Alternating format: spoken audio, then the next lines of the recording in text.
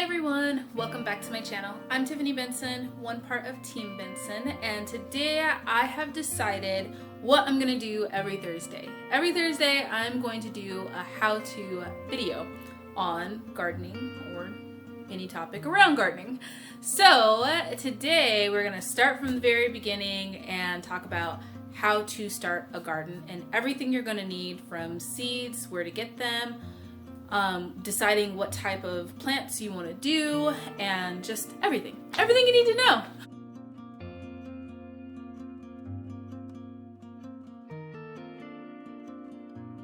Okay guys, so we're gonna start inside because it's blazing hot outside and then we will go outside and I'll talk about a couple things outside too as well that I have in my garden.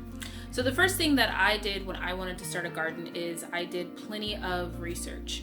As you guys know, if you watched my videos on Fridays where I'm doing herbs and different medicinal medicine, I have books that I have read about medicinal medicine.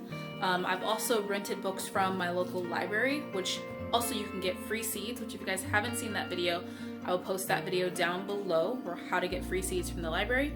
But I did tons of research on just different topics of gardening that I never knew. So watching videos, I watched tons of YouTube videos, I read a lot of books, and then I also went to different expos too as well. There's a lot of gardening expos. You might be able to find one in your area, or if you want to take a little mini vacation, California has a lot of them, and right now they're doing a lot of webinar videos too as well. But doing your research on gardening is your first step. Now your second step is going to be finding what type of seeds that you want. I've gotten the question a lot, where do I get seeds from? And I get seeds from a variety of places. So my first one is going to be Baker Creek. This is some lemongrass seeds. I get a lot of my seeds from Baker Creek. They specialize in a lot of different rare seeds. It's really cool because you can find, if you're looking for different things that you've heard of, or if you just want to grow just random different things, like I grew a midget cantaloupe that was this tiny, you can find those seeds on Baker Creek's website. They have a ton of different rare seeds, and they have a ton of different things that are just beautiful to grow. So if you want to have a very beautiful, interesting garden, I would check out rare seeds from Baker Creek. The next place I find seeds from I went to the Great American Seed Up. It is a expo here in Arizona where you can get seeds by the scoop. So basically this whole little pack of seeds, which was a lot fuller because I did do a seed giveaway and I planted a bunch of these, the whole scoop was like a couple of cents. I think it was like 75 cents all the way up to like $1, depending on what it is that you're looking for. So you can go there. Not only can you get education on different topics about gardening, especially gardening here in such a high temperature climate, but you could also get tons and tons of seeds. Now, since the Great American Seed Up, I don't think is happening this year because of COVID, I do get my seeds from Native Seeds.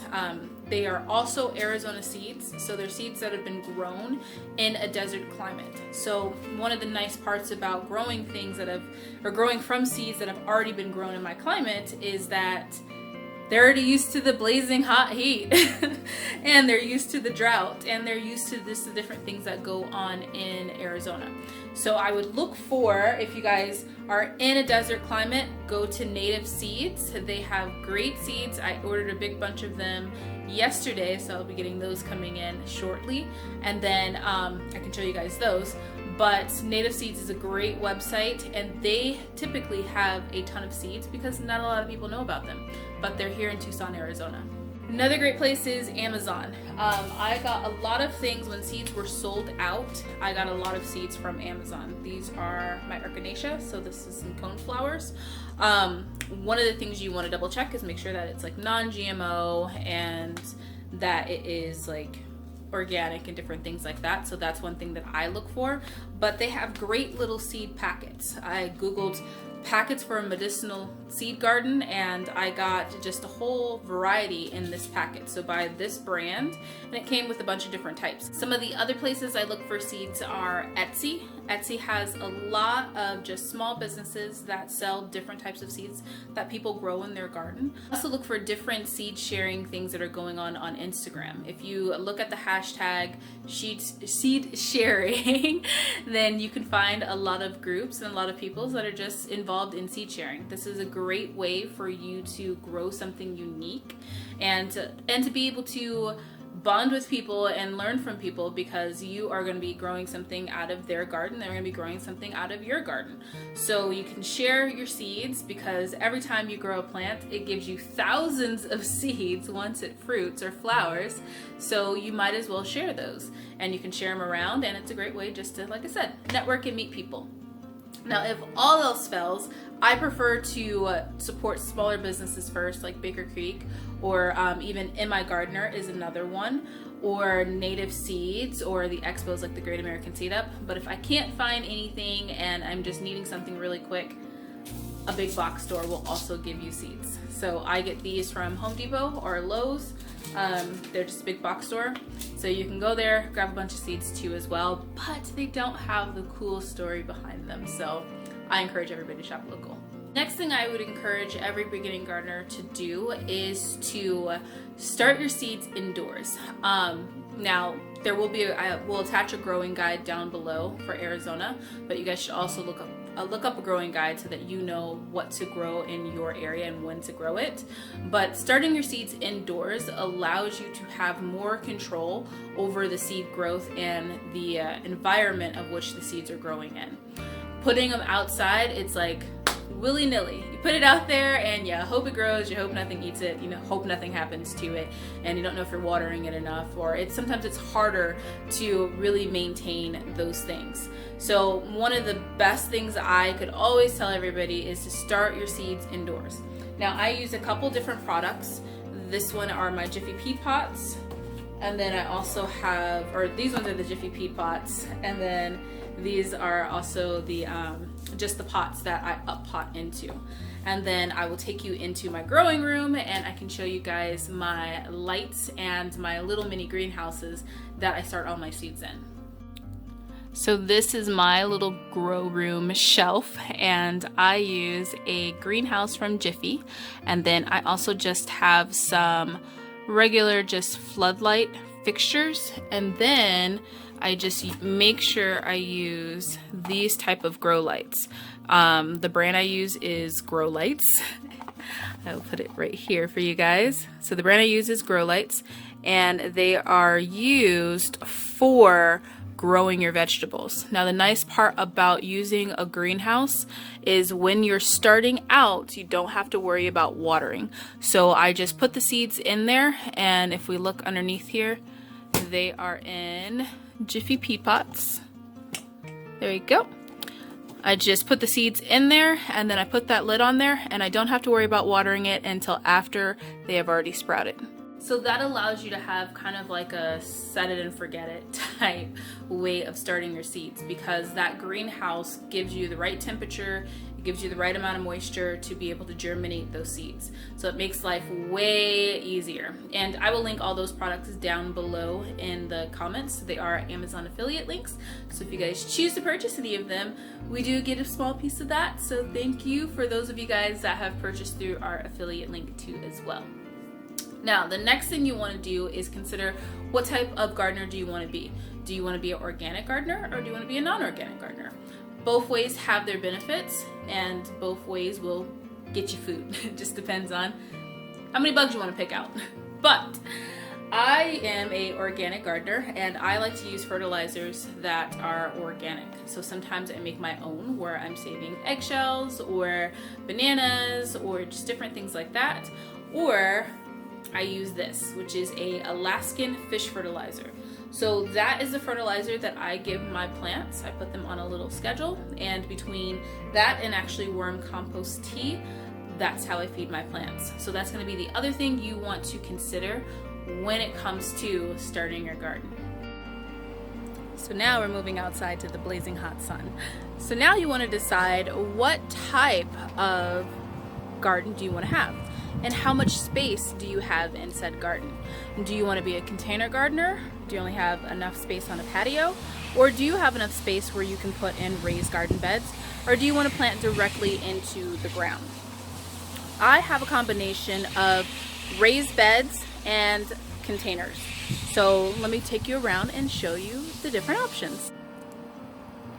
So there's not much going on in these containers except for my lovely tree, but these are some different container gardens. So there's big containers like this that is holding my dwarf lime tree, or there's different pots that you can get, or different even stackable pots that you can get. All of those different things can give you tons of different food in small spaces. The other thing you can do is, let's move on out here, is you can even create trellising. As you can see up here in the sun, I have a midget cantaloupe growing along this trellis that I created just with some metal mason ladders and some pots. So there's tons of different things that you can do just in containers. I hope you guys can't hear all of the city noise. I actually am trying to talk over somebody getting their car detailed. So container garden can give you a lot of options because it can allow you to move things around because they're not in a permanent position. So that's one great way that you can provide a lot of different space for like patios and different things like that, because you can get things like stackable containers, or you can also move it around to where if you don't have a full sun space where you can garden in, you can move things to chase the sun basically. Now the next thing we're going to talk about are raised garden beds. I have a lot of raised garden beds, both in-ground raised garden beds, and I have some on my patio, so I will show you guys both. So here is a raised garden bed that is on my patio, and we have a couple things underneath the shade cloth over there, but all I did was just take a couple of bricks and some 2x6s, and then I created a area and then just put a lining in it and then filled it with dirt and compost. So that allows me to grow a lot of different things and a lot of different options with bigger roots, and it gives me a huge growing space.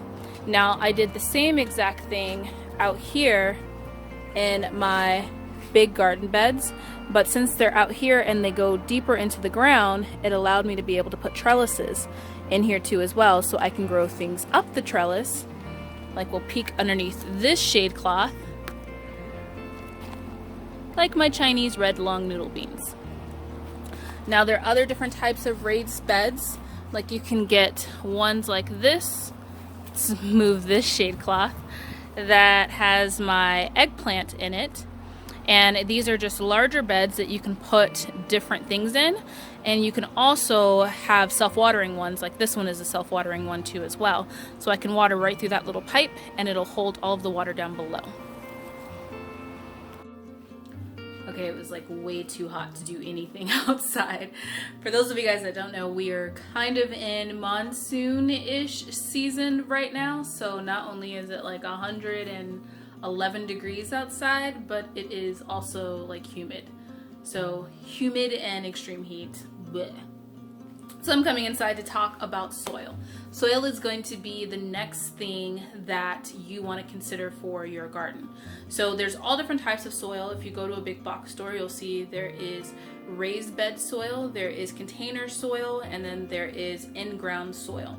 So all those different soil have different nutrients in them, and then they also have different things to hold water in them. You'll find more like perlites and just different things in like cocoa coir or something like that in like potting soil, because you want to hold as much water as you can in that pot, versus you would find in an in-ground soil mix, or even a compost, which compost will be something that naturally has a bunch of nutrients. So when you are considering your garden, you want to consider the soil. Make sure you don't buy in-ground soil mix if you are deciding to be a container gardener, because that will not work well to growing your plants in your pots. So and vice versa. So make sure you are double checking the labels when you are purchasing soil. So I hope that gives you guys a great start to being able to put together your garden. And if you're not a first-time gardener, maybe some tips to be able to continue gardening, or maybe some things that can help. So if you guys have any more tips, please put them down below. I would love to read them, and I'm sure everybody else that is watching this video would like to see them too as well. And we are going to have another how-to next Thursday, so make sure you join us next Thursday for a How-To Thursday. And until next time, grow yourselves a garden, guys, because even a small space can provide you with tons of food. Bye, guys.